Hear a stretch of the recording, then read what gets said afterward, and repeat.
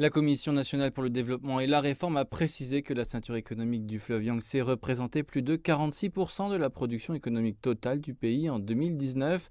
C'est plus de 4 points de pourcentage de plus qu'en 2015. Au cours des 3 premiers trimestres de 2020, la contribution de la zone à la production a augmenté à plus de 46,5%. L'infrastructure des transports s'est également développée depuis 2015. Le kilométrage total des chemins de fer de la ceinture économique a atteint plus de 43 000 km, tandis que les voies à grande vitesse avaient atteint plus de 15 000 km en novembre 2020. Avec l'initiative Ceinture et Route qui prend de l'ampleur, le port de Zhoushan dans l'est de la Chine est devenu le plus grand port du monde avec un débit de plus de 1,1 milliard de tonnes.